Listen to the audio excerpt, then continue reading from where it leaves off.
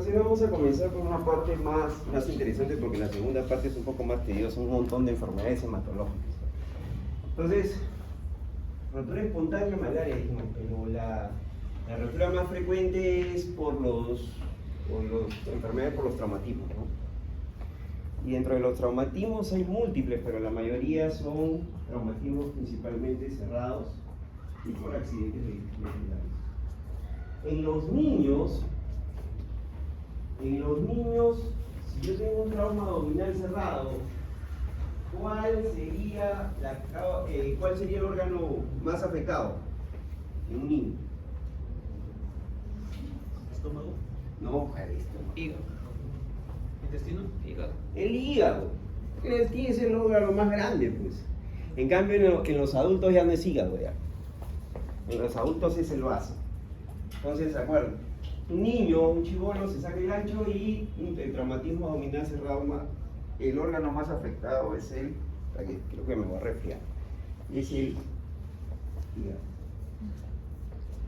Vamos a ver. Entonces, comencemos. La idea de esta clase, y por eso que pongo ahí, porque yo me recuerdo cada vez que estoy en emergencia y me llevan un trauma abdominal cerrado, lo primero que me llegan son los bomberos.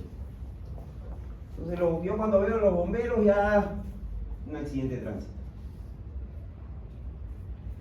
Y antiguamente, por las carencias de ayuda diagnóstica, todos los traumatismos abdominales cerrados donde había sangre, todos los pacientes terminaban en esplenectomía.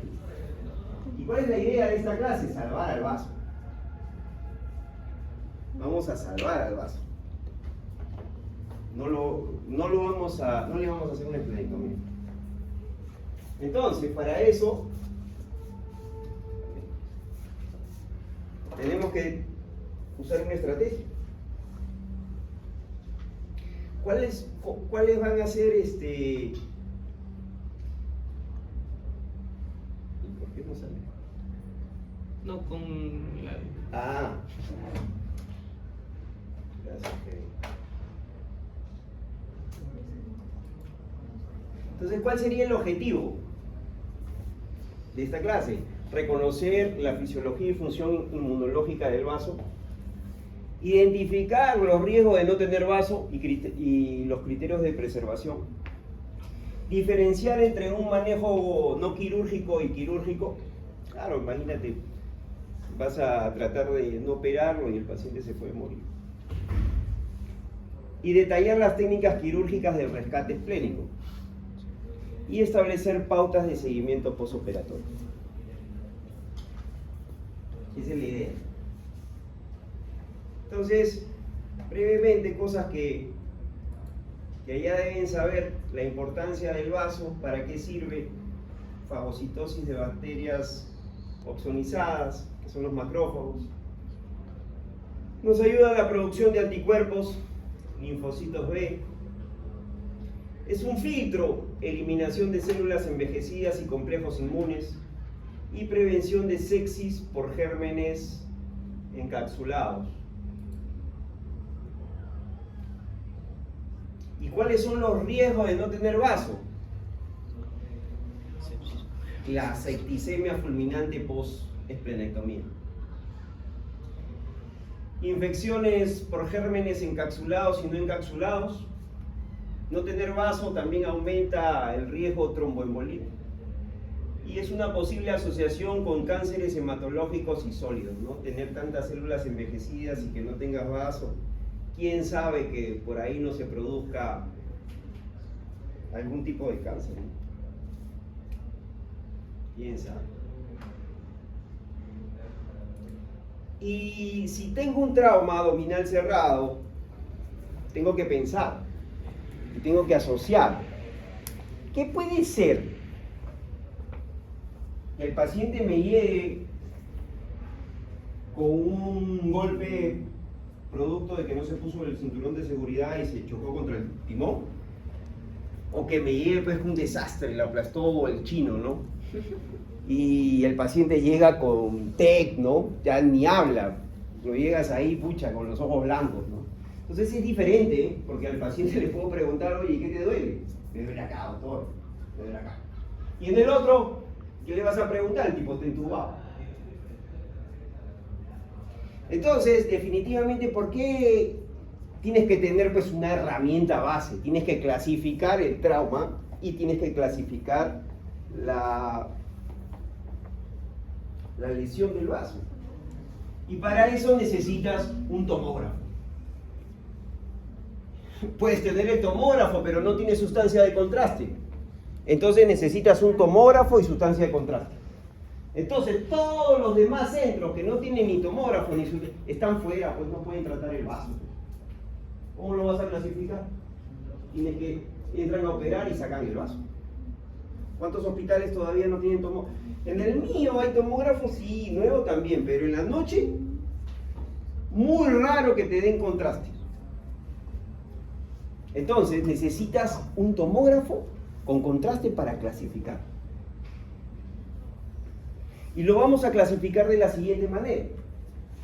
Aquellas lesiones, como grado 1, menos del 10% de la superficie del vaso se forma un hematoma subcapsular o hay un pequeñísimo desgarro de menos de 1 centímetro. El grado 2, el hematoma aumentó, va de 10 y 50% y el desgarro es de 1 a 3. Y el grado 3, el hematoma ya es más del 50% y el desgarro es más de 3 centímetros.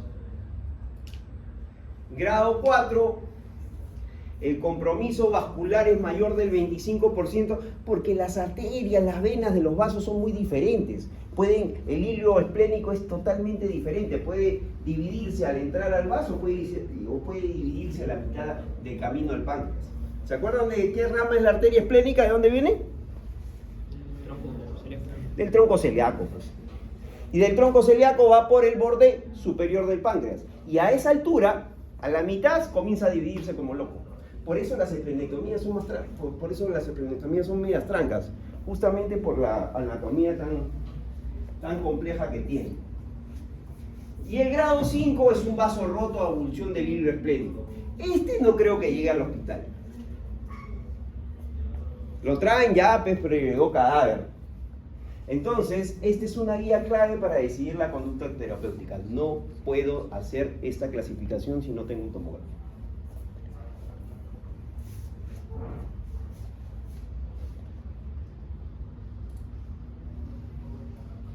Y aquí viene y a quién voy a operar y a quién no voy a operar. Entonces me voy a lesiones 1, 2, no quirúrgico. Lesiones 4, de todas maneras. Lesiones 5, el paciente llega muerto. Y lesiones 3, uy, este es el dudoso. No sé si va para cirugía o no. Este es el dudoso, el 3. Entonces, las lesiones leves necesito observar al paciente. Hematocrito seriado, tomografías de control, ecografía de abdomen, hemoglobina seriada, lo tengo en UCI, ahí monitorizado. Las lesiones 3, aquí viene pues. ¿Lo opero o no lo opero? Depende, ¿no? Porque si tengo un radiólogo a esa hora, porque estas cosas pasan en la noche, con una sala de operaciones híbrida, donde puede hacer una angioembolización, el tipo probablemente solucione el problema. Sin embargo, si no tengo radiólogo, ese paciente va a ir a cirugía. Entonces, las contraindicaciones de estas dos cosas es inestabilidad hemodinámica. Que el paciente tenga peritonitis, aparte que se ha roto el vaso, se ha perforado el intestino, el colon, o requiera transfusión masiva. ¿Qué le llamo transfusión masiva? De 2 a 4 unidades de paquetes globulares. Para mí, le puse 2 y siguen estables, no espero a la cuarta, ni a la tercera.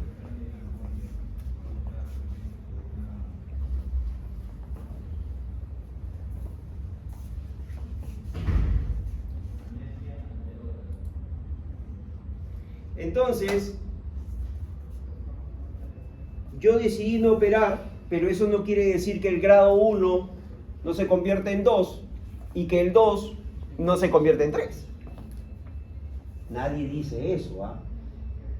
Ojo, explicar bien a los familiares. Pero doctor, usted me dijo que el paciente estaba bien, tenía un grado 1 y ahora lo quiere operar de emergencia.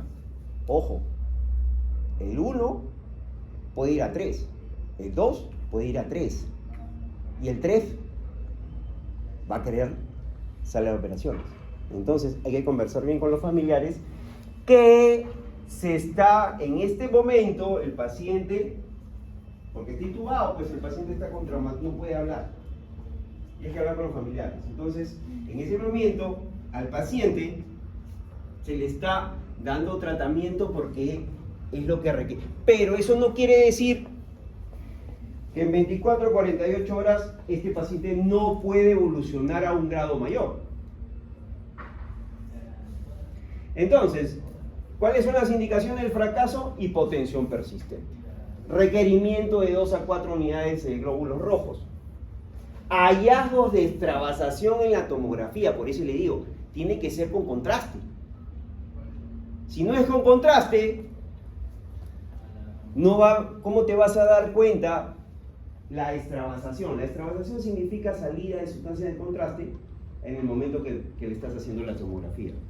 O la formación de pseudoaneurismas o sangrados progresivos. Es como un pseudoaneurisma en cualquier momento se puede romper y producir una catástrofe.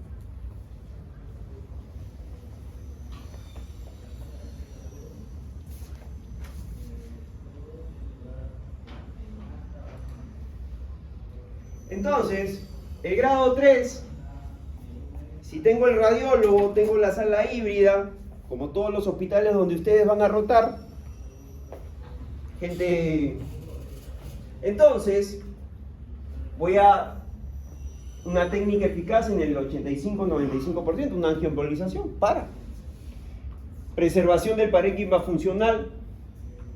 Las embolizaciones, como dije, pueden ser proximales o distales. La anatomía ahí es bien compleja. Y las complicaciones que te puede dar: infarto. Por claro, una embolización te puede producir accesos o quistes. Pero de todas maneras hay que hacerlo, el vaso sirve.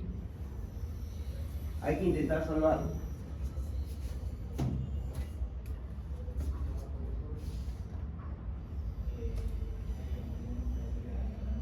Entonces, las técnicas quirúrgicas.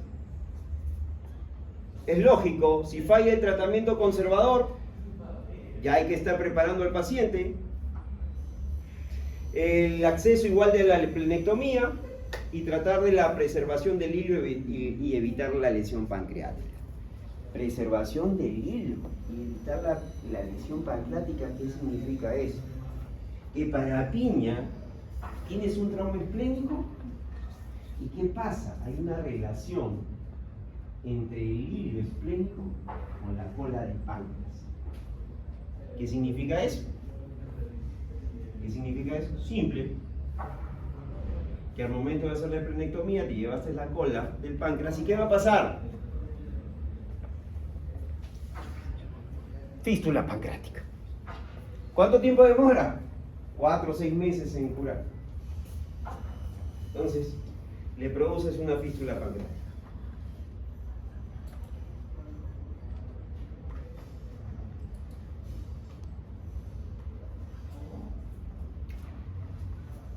Entonces tengo un vaso con lesión y bueno, todo se puede hacer siempre y cuando tengas todos los materiales disponibles. Tengo una lesión ahí pequeña, le puedo poner un parcher de poliéster o fibrocelulosa.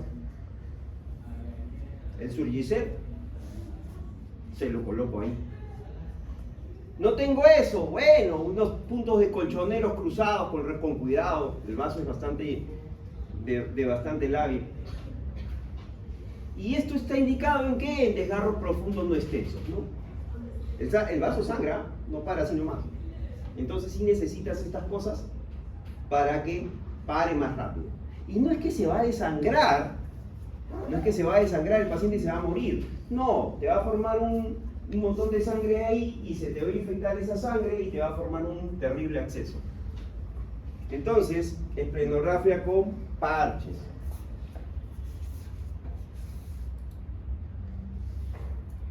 Y en otros casos, esto sí, aquí el único hospital que tiene experiencia en esplenectomías parciales es el Almenara, el gran doctor de Vinatea. Ya debe estar por jubilación. Él es el que hacía las esplenectomías parciales, el único. Después no he visto. Yo tampoco he hecho. Pero estas esplenectomías, y no lo he hecho porque no tenga la capacidad de hacerlo, sino no lo he hecho porque no tengo los materiales para hacerlo. En el Hipólito Unanue no hay esos materiales. Entonces, una esplenectomía, una lesión localizada en el polo, te vuelas un polo, te queda uno. Seccionamiento de ramas arteriales segmentarias, excelente. Preserva parte de la función con un pedazo de vaso, funcionas bien. Y la técnica demanda experiencia microquirúrgica, acá viene. La técnica demanda experiencia pero microquirúrgica, necesitas el material para hacerlo. El único que, el maestro de Vinatea, el único que hace eso. Las esplenorrafias con malla, técnica en desuso, pero a veces lo preguntan. Se envuelve, agarra una malla y se envuelve envoltura con malla de poliglactina y bolsa de tabaco. ¿Por qué ya no se usa mucho? Porque va a sangrar y se va a formar y se te va a formar un absceso, infección. Porque te puede producir isquemia, estrangulación vascular. Entonces, antes se usaba bastante.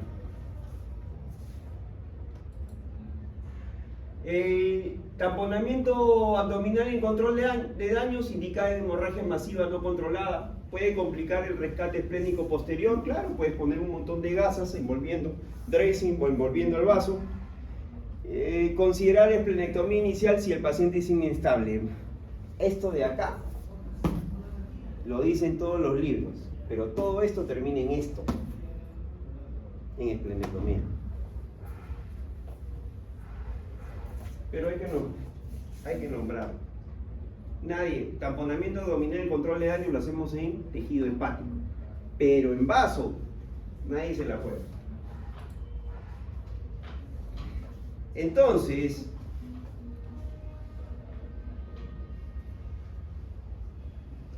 antes de continuar esto, vamos a hacer un ejercicio. Vamos a hacer un ejercicio. Te viene un fulano y lo atropelló y tuvo un accidente de tránsito y te lo llevan ahí a la emergencia y tú lo miras, llega toda la familia llorando,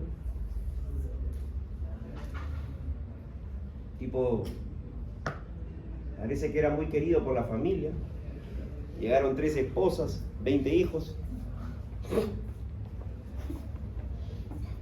Todo el mundo llora. ¿Qué creen? ¿Qué harían ustedes?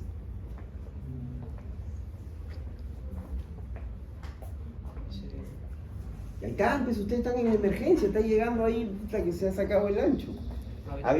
¿Ah? ABCD. ABCD, perfecto. Vías. Claro, vías. Primero estabilizarlo. Y ahí va a haber dos condiciones. Kevin tiene razón. Primero tienes que tener vía aérea, circulatorio, respiratorio. Y ahí te vas a dar cuenta de qué. A ver, Kevin, ¿de qué te darías cuenta? El paciente está inestable. Claro, el paciente está estable o inestable. Entonces eso es lo primero que tienes que saber. ¿El paciente está estable o inestable? Si el paciente está inestable, ¿qué haces? ¿O qué haces cuando el paciente está estable? Entonces, si yo tengo un paciente estable, entonces definitivamente lo primero que debo hacer es, ¿qué harían? ¿Qué? No. Pues sí está estable. No. ¿Qué? Ya lo dije. No, si está estable, ¿por qué no quieres operar? Tomografía. Tomografía, pues, tomografía. El paciente esté estable, tiene que irse a una tomografía. Entonces en la tomografía, porque yo necesito clasificarlo, pues. ¿Cómo lo voy a mandar en UCI si no está clasificado? Necesito hacerle la clasificación. ¿Y cómo hago? Con la tomografía. Todos tienen que salir aprendiendo esto. Menos él.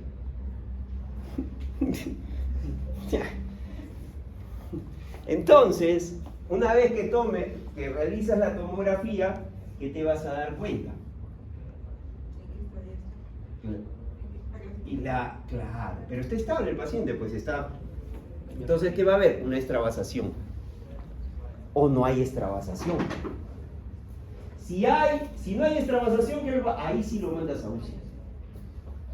No hay extravasación, lo mandas a UCI.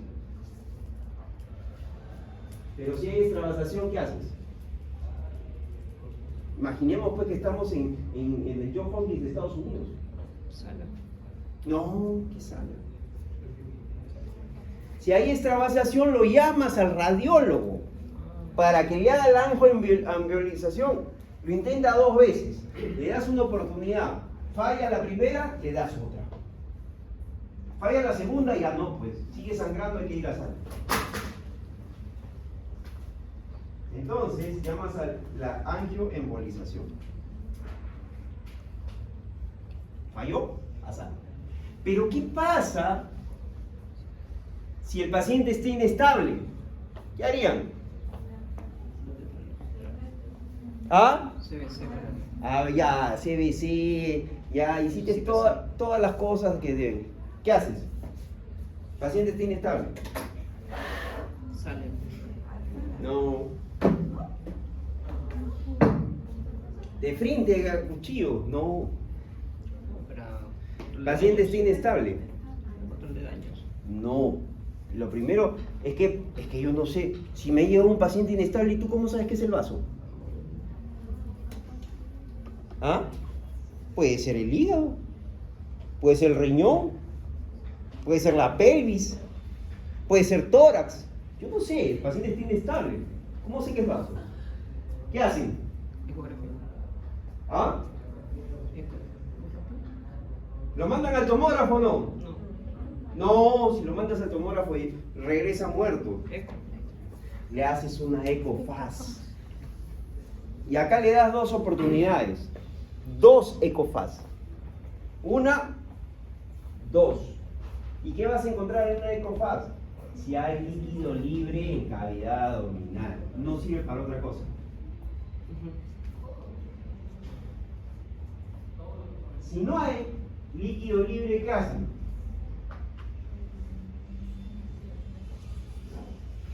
Paciente está inestable. Le hago otra. Si no hay líquido libre en la segunda, ¿qué hago? Espérense. Imaginemos que en la segunda ya le encuentran líquido libre. ¿Qué hacen? Sigo en Johns Hopkins. Estamos hablando, ahorita estamos en el Johns Hopkins. Ahorita ya se Johns Hopkins. O sea, nosotros no podemos hablar que estamos en Huaycán, ¿no? ¿Qué vamos a hacer ahí? Hay nada, pues. Estamos en el mejor lugar del Perú. No, de Estados Unidos. Estamos con todos los juguetes. Todos. Entonces, sí,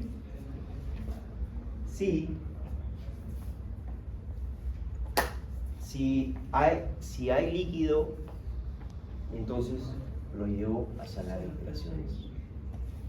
Pero ¿qué pasa si en la segunda sale nula? No hay líquido. Paciente inestable, ¿qué hago? Entonces le voy a hacer una aspirada. En plena emergencia, abro el ombligo como cuando hacen el primer trocar de la colela que deben haber visto muchos, y le hago un aspirado peritoneal. Si en el aspirado encuentro sangre, lo mismo que la ecografía, lo llevo a sala corriente. Si no le encuentro, ¿qué hago en el aspirado? Ya hiciste el aspirado, lavado. Si es un paciente que está inestable y hay un sangrado, ni bien metas la sonda, va a salir un montón de sangre. No va a haber un hematíe, ¿no? Si no, no estaría inestable. Entonces, si hago mi aspirado y no encuentro nada, entonces comienzo a buscar de dónde puede ser el sangrado. ¿Dónde más puede sangrar tanto un ser humano? Pelvis, fémur, claro, pelvis, fémur, de ahí puede sangrar un montón. ¿Y qué pasa si le reviso la pelvis, el pata está normal? Lo meto a sal igualito. Si ya descarté todo y así inestable y no encuentro ninguno, lo meto a sal. Pero así tiene que ser el algoritmo. ¿Está claro? Ya. Entonces, el manejo en UCI es para los pacientes grado, ¿qué grado? 1 y 2. O 3, ¿no? Entonces, claro, porque el 3 es el que va a la embolización. El 1, el 2 y el 3, todos esos se pueden convertir en sala de operaciones. ¿Cuánto es la cantidad de sangre que tiene que haber en cavidad abdominal para entrar a sala? Generalmente dicen que cuando es menos de 500 se puede, entre comillas, absorber. Pero cuando es más de medio litro no se absorbe. Se va a formar un exceso. Entonces, en UCI, pues, a la familia pues les has dicho, ¿no? Tú le dices, oye, ¿sabes qué? Lo he mandado a UCI, pero lo estoy chequeando al paciente. Porque en cualquier momento se puede requerir sala. Ahorita no. Si lo meto a sala se va a quedar sin vaso y todos los riesgos que hay. Entonces, le agarro y le pido su hemoglobina cada 2, 6 horas durante los 2 primeros días. Monitorización de los signos de rotura tardía. Esto es importante porque se puede convertir en algo grave. Y la profilaxis antitrombótica a las 24 y 48 si esté estable.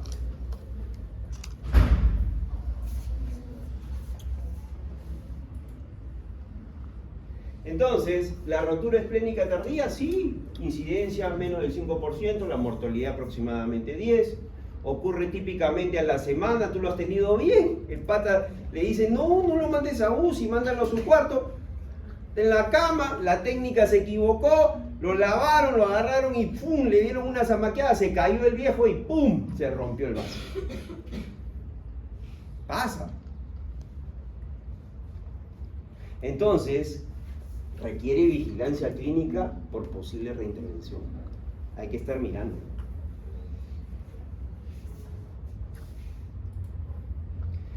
Es importante tener que los resultados del laboratorio, cuando puede haber, después de la embolización o una posible esplenectomía, puedes tener leucocitosis y trombocitosis.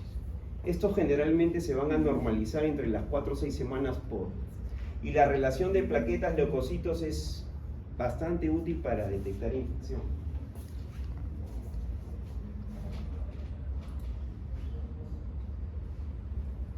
Entonces, seguimiento y restricciones, una tomografía con contraste si se sospecha de pseudoanerisma, actividad ligera recién al mes, total a los 3 meses, el tiempo de curación de una lesión del vaso, o sea, para quedar como si nada hubiera pasado, demora entre 1 a 11 meses, dependiendo el tamaño de la lesión. Es importante la vacunación y infusión inmunológica, no necesaria si pues no he hecho esplenectomía, ¿no? Porque el vaso sigue funcionando. Evaluar con títulos de inmunoglobulina o frotis periférico, y la decisión es individualizada por el médico tratante. En conclusiones, hay que salvar al vaso. El rescate esplénico preserva la inmunidad vital. Es importantísimo. Requiere evaluación clínica. Esa sepsis post-esplenectomía fulminante es tremenda. Requiere evaluación clínica y recursos y técnica. Claro. Necesito desde un tomógrafo con contraste. Y la alternativa viable y preferible a la esplenectomía cuando sea posible.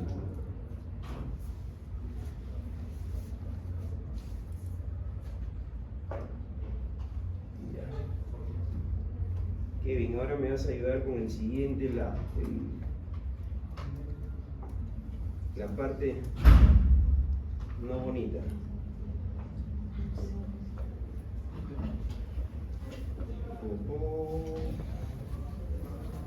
Parte no bonita.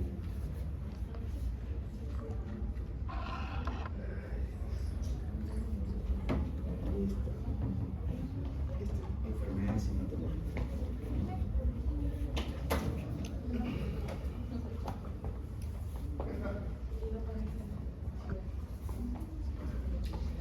Entonces hemos conversado y yo creo que ya tenemos una idea muy clara de cómo es manejar un traumatismo abdominal cerrado con posible rotura de vaso.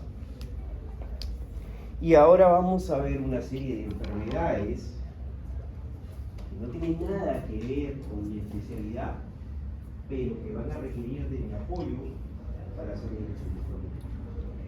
¿Cuántas esplenectomías laparoscópicas he hecho en mi vida? Las tengo contadas, 25. Por enfermedades hematológicas. ¿Cuántas por trauma? Unas 50. Trabajo en un hospital donde estoy evitamiento, pues trabajo en el policlínico. Y antes no teníamos tomógrafo cuando era residente. Sacaba el vaso. Inconscientemente. Inconscientemente.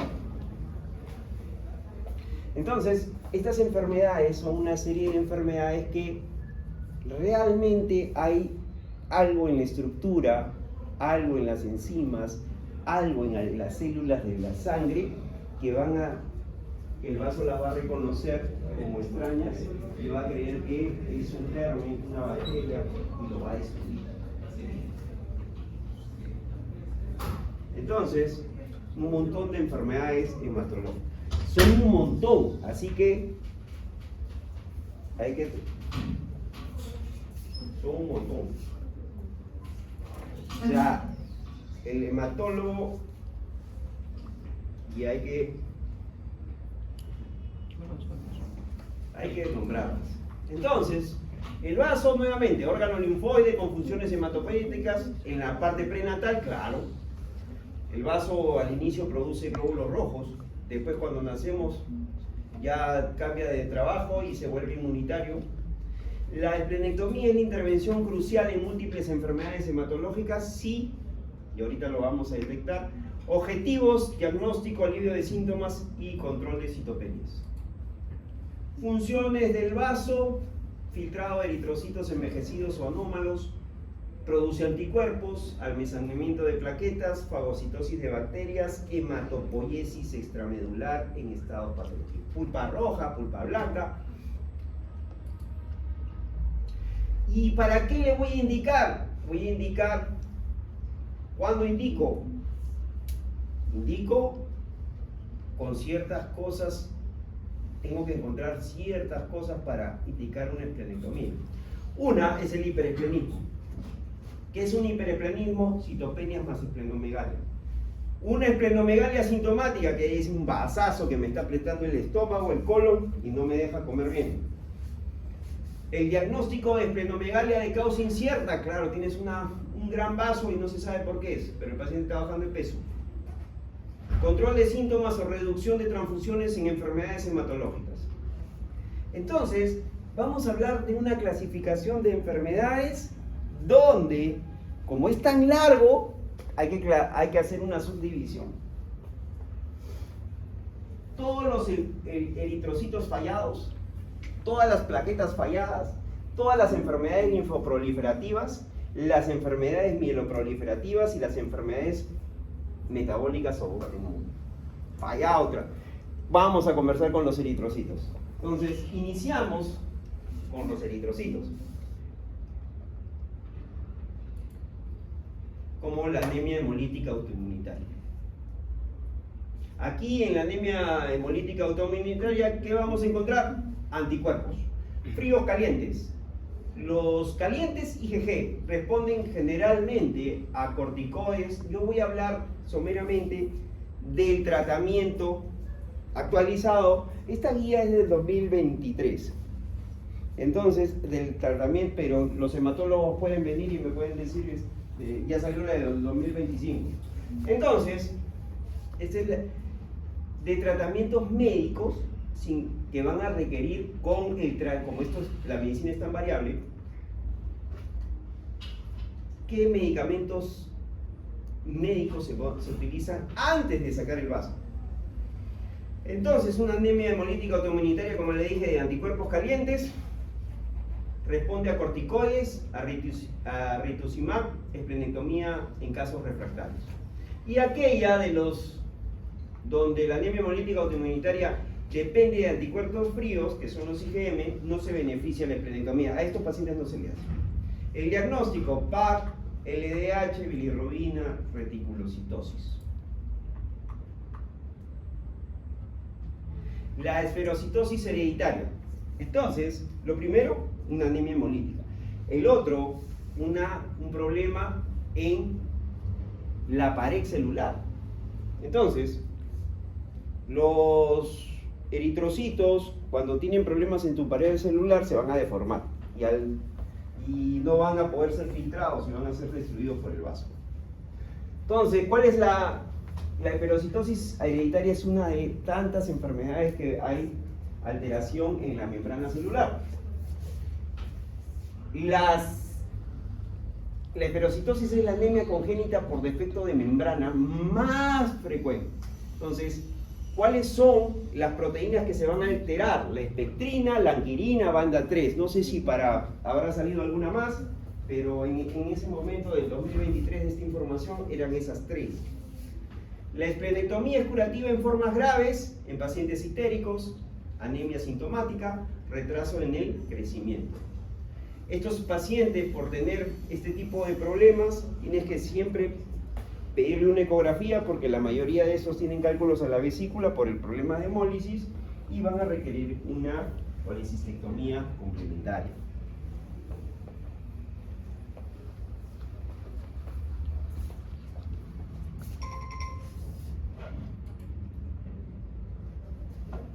Otras eritropatías hereditarias que tienen problemas en la pared celular. Tenemos la eritocitosis. Generalmente la anemia es leve. Me recomiendan, yo he operado un par de eritocitosis leve, la esplenectomía en anemia generalmente sintomática. La piropoiquilocitosis es la forma más grave de eritocitosis, requiere esplenectomía. La estomatocitosis y la serocitosis, hay riesgo de trombosis tras esplenectomía.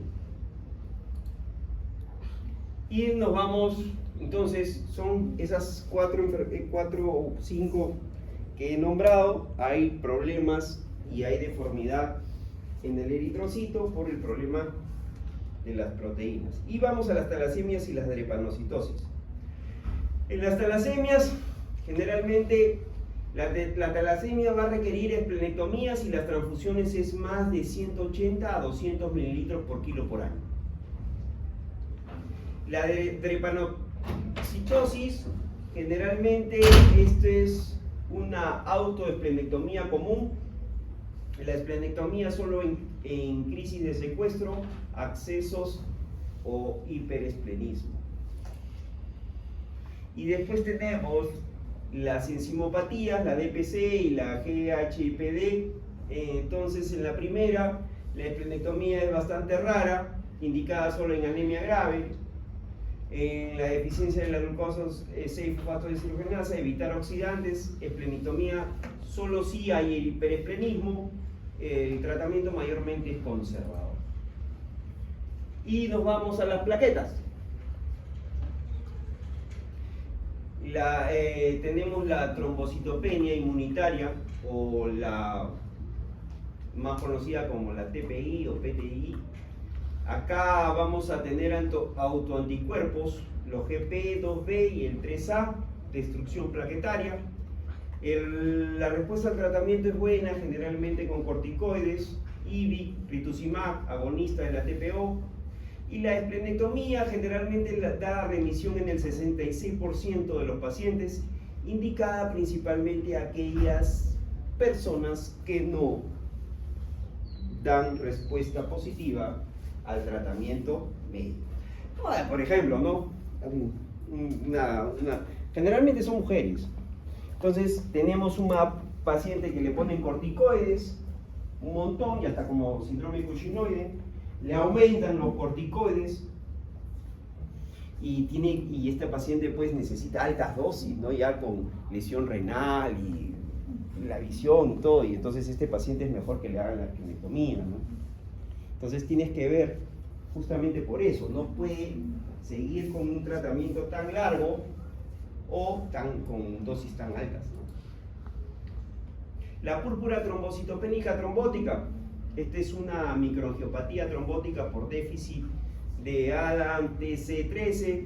El tratamiento de elección no es tratamiento quirúrgico, es médico, plasmaféresis, y la esplenectomía está reservada para casos refractarios o recurrentes. Después tenemos los linfomas. Tenemos el linfoma de Hodgkin y no Hodgkin.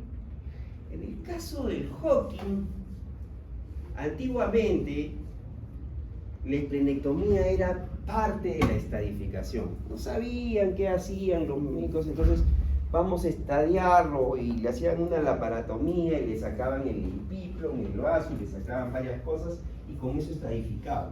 Actualmente ya no se hace eso. Hay otras maneras de estadificar a estos pacientes y la esplenectomía en Hodgkin para este tipo ya no se realiza. Y en el caso del no Hodgkin, la esplenectomía puede ser útil para el diagnóstico, pero el diagnóstico, si ya sabemos no Hodgkin, ¿no? Ahí te sale el no Hodgkin, no solamente te sale el no Hodgkin, sino saben qué subtipo de no Hodgkin tiene el paciente. Y la quimioterapia es tan larga y tan múltiple que ahí puedes encontrar la manera y darle la quimioterapia precisa. Entonces, también puede ser, estos pacientes en el no Hodgkin pueden tener esplenomegalia asintomática o citopenias por secuestro. Y después tenemos las leucemias.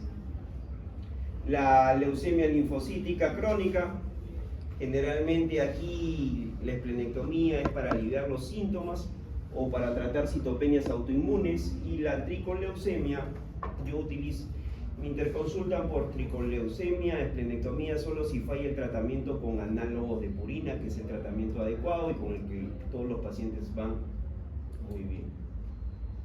Algunos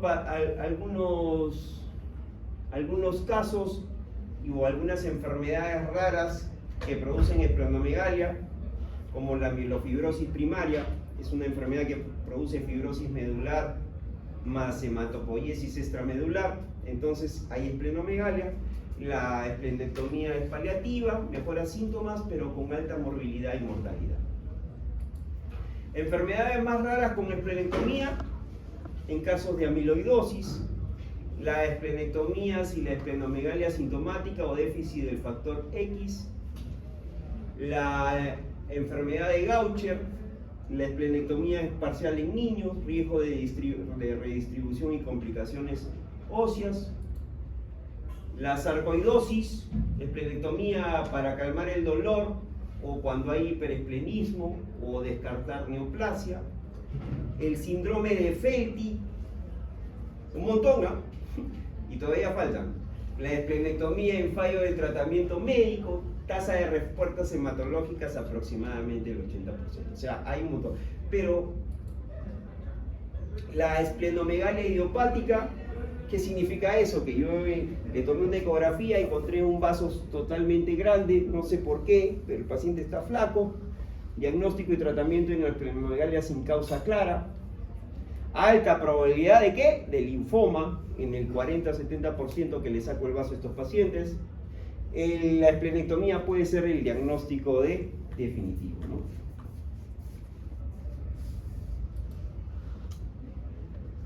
Entonces, en la evaluación preoperatoria, aquí sí es importante. ¿También necesito una tomografía? Sí.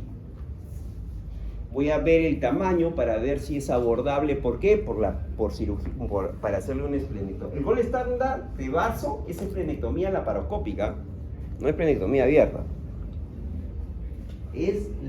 Así como la vesícula, el vaso es gol estándar es laparoscópica. Pero siempre y cuando pues, se encuentre un vaso sacable, ¿no?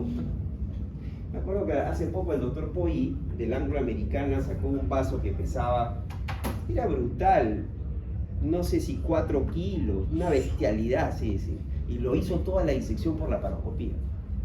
Pero yo digo, se mató el viejo para hacer toda la disección, pero después para sacarlo, ¿por dónde vas a sacar una cosa así? Bueno, se quiso dar el lujo y lo hizo, y esa cirugía lo publicó en su Facebook y no debe tener más de un año. El tipo es bastante hábil, pero es un... Entonces hay contraindicaciones, ¿no? Él lo puede hacer, lo hizo, pero generalmente vasos muy grandes no deben ser abordados por la laparoscopía. Sí, yo pienso que sí. ¿Por qué? Porque imagínate si con un vaso pequeño tienes problemas en la cola del páncreas. Imagínate con un vasazo. Te vas a tirar el páncreas sí o sí. No sé cómo habrá terminado el páncreas del que operó Poi. No lo va a contar. Pero estoy seguro que se lo llevó. Eso sí lo puedo asegurar. Entonces, la tomografía, tamaño, es importante. La vascularización, ya les dije, las ramas, la arteria esplénica es bastante rara. Y lo más importante, imagínate que tiene el paciente, lo operas, pero... Y el paciente, una vez me pasó, me acuerdo, sí me pasó. Lo operé, no sé si Chumpitas habrá sido alguno de habrá sido profesor de ustedes, de medicina interna del Hipólito. Me refirió a este paciente, lo operé y seguía con citopenia, con todo un desastre. Y todos se me venían encima. Y lo peor, que se había formado un hematoma, era un paciente que lo operé, porque eso fue un riesgo, me encomendé a todos los santos, lo operé con 10.000 plaquetas. No había cómo tener 10.000 plaquetas. Y se me formó un seroma dentro, porque no era sangrado, y el tomógrafo, o no sé si fue una ecografía, lo informó que no le han sacado el vaso. Todos los internistas me seguían. Mira, todos me seguían. ¿Cómo no voy a sacar el vaso? Les enseñé la foto, acá está el vaso. No le he sacado el vaso porque dice que no le han sacado el vaso. Lo metí a sala de nuevo, claro, era un seroma, pero no les hice caso. Yo, ¿cómo no encontré un vaso accesorio pequeño? Y ese era el gran problema. Por supuesto, si no tengo todos los juguetes, si no me lo dicen, ¿cómo yo voy a saber que tiene un vaso accesorio? Me lo tienen que decir. Y ese es el tomografista, te lo dice. ¿Yo cómo sé? Sería divino. Entonces, ¿es importante vacunar a estos pacientes? Sí, 2 semanas antes de la electiva, su vacuna contra neumococo, meningococo y contra la influenza tipo B. Es importantísimo. ¿Ya? Ahora, no quiere decir que no se pueda morir por una sepsis, ¿ah? Esto sí le va a proteger en el 90% del caso. O se le puede meter un hongo y lo puede matar. O sea, quiere decir que estamos protegiendo lo más que se pueda. Profilaxis antibiótica y antitrombótica.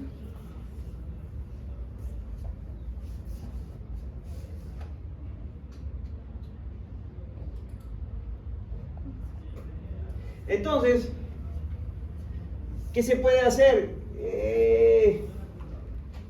Si tienes un vasazo y lo quieres hacer por cirugía laparoscópica, imaginemos que es Poggi, ¿no? El doctor Poggi lo quiere hacer, entonces yo quiero hacerlo, y tú tienes que tomar ciertas precauciones.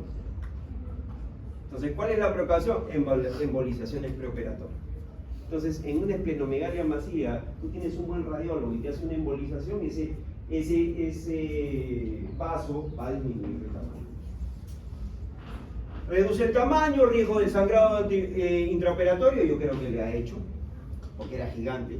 Y entonces la angioembolización idealmente debe ser 24 horas antes de la cirugía. Yo no tengo radiólogo, pues, ¿qué voy a llamar? ¿A quién? ¿Para que me le hagan una placa de tórax? No, yo no tengo, ni voy a tener. ¿Por qué? Porque hay 2 radiólogos en Lima que hacen eso. Uno se llama Cantela.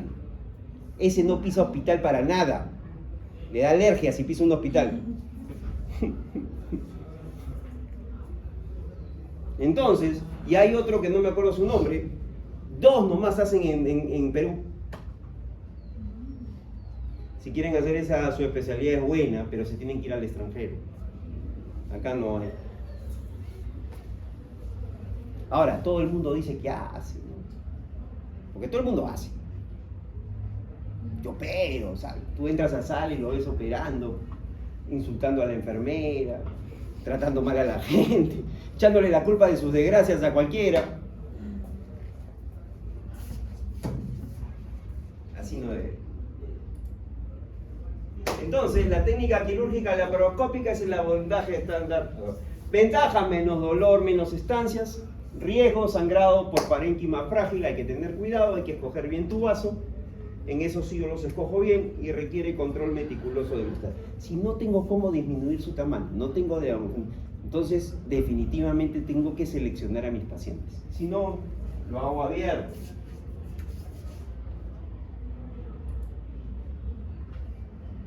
En los abordajes laparoscópicos esto es variable, puede haber anterior, puede ser lateral, como operan los urólogos, pero para el otro lado.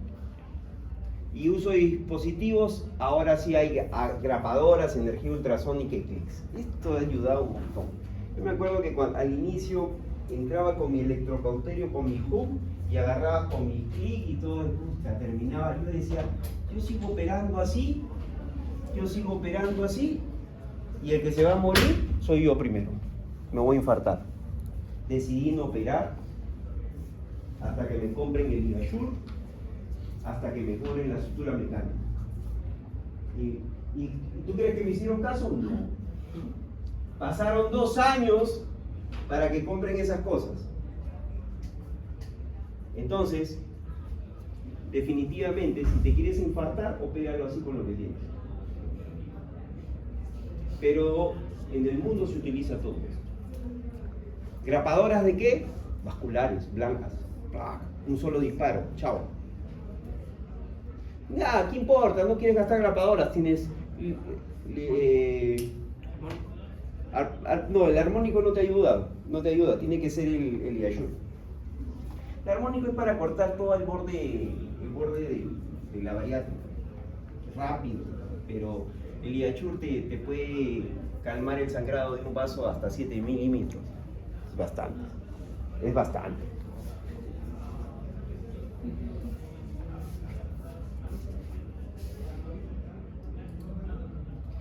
Identificación de vasos accesorios, aquí viene. Hasta el 10 o el 15% tienen vasos accesorios, que estar atento, ya me ha pasado. Localización más importante en el ligamento gastroesplénico, puede estar en cualquier sitio. En el epiplo. El mío estaba en el páncreas. Por eso que no lo encontré. Omisión recidiva de la enfermedad autoinmune. No recidiva, nunca lo curaste. Pero nadie te avisó, pues. Conclusiones. Tener en cuenta la sexy fulminante post-esplenectomía, mortalidad del 50%, prevenir con vacunación y profilaxis antibiótica, siempre trombosis venosa esplánica, hasta el 50% anticoagulación profiláctica 4 semanas. Hay que tener en cuenta esos detalles, no se te vaya a complicar por una tontera. Otras complicaciones: trombocitosis, hemorragia, infección, acceso sufrénico, pancreatitis, trombosis portal y reaparición por vaso accesorio.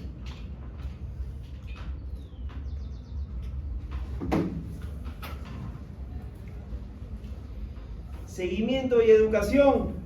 Vacunas de refuerzo cada 5 años, profilaxis antibióticas en niños y pacientes inmunodeprimidos, educación sobre signos de infección grave, evaluación de trombocitosis persistente. O sea, el paciente siempre va a quedar en riesgo. Por eso no se debe sacar el vaso.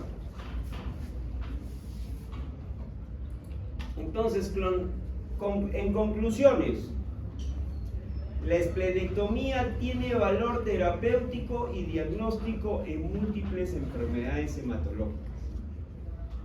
La selección adecuada del paciente y manejo perioperatorio son esenciales para optimizar resultados. ¿Ya? Mientras que veo mi celular un segundo, ¿me pueden decir alguna de sus preguntas?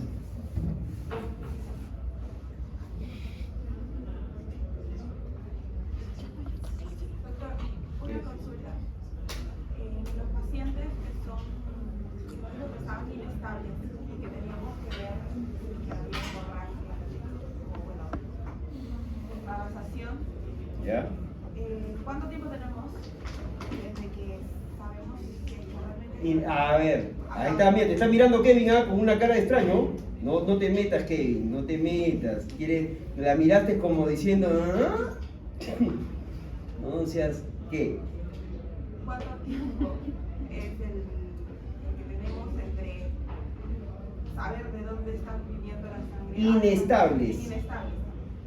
¿Hay extravasación en inestable? Sí. Ya ves. Sí. ¿Hay extravasación? No, pues, porque no voy a ver la extravasación. Yo sé que hay extravasación, pero no le voy a mandar tomografía, pues. Si está inestable, ya te he dicho que se muere. Tú lo mandas al tomógrafo y se muere. No, por eso, pero quería saber cuánto tiempo tenemos de saber Si está inestable, ¿yo qué hago? Ecofaz, repito. Voy a repetir nuevamente esa parte. Yo voy a repetir. Entonces, imaginemos que el paciente está inestable. Paciente inestable, ¿dónde llega una emergencia? Un trauma shock. El trauma shock, el emergencista, ¿qué hace? No encuentra, le pone lo que le dice, le pone vía respiratoria, toda la TLS. ¿Ya? Y después le hace un ecofaz. En el ecofaz, ¿hay líquido o no líquido? Sí hay líquido, hace la operación del doctor. No hay líquido, otra ecofaz. No hay líquido, aspiración peritoneal. No hay líquido, mirar fracturas. No hay fracturas, no hay nada. Está inestable, solo operaciones igualito. Se la comió toda. Va a sala. ¿Qué vas a hacer? De sifo pública. A eso me refiero. No queda. El tiempo que tenemos. Son las cosas se hacen de manera sinérgica, o sea, no se pueden hacer todas esas cosas a la vez. Claro, no hay esto, no, a la vez. Y mientras tanto, ya le estás poniendo sangre. Que no sabes cuánto va a durar el paciente. No sabes cuánto. Ya les he dicho. Entonces, no sabes. Ya está subiendo a sala. Ya le estoy pidiendo los paquetes globulares sin prueba cruzada. Ya, nada, no, se muere. Tengo que calmar el sangrado. El paciente está inestable. Entonces, que no va al tomógrafo. El que va al tomógrafo es el que está estable. Porque ahí le quiero salvar el vaso. Ya en el inestable no voy a salvar nada. Va a esplenectomía sí o sí. ¿Alguna otra pregunta?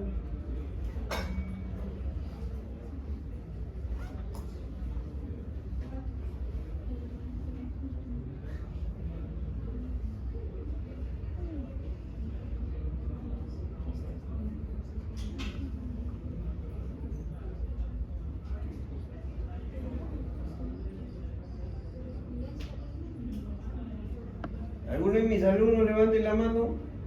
Eso es, hay da uno, al menos. El resto se llama traición. ¿Hay otro? Nada.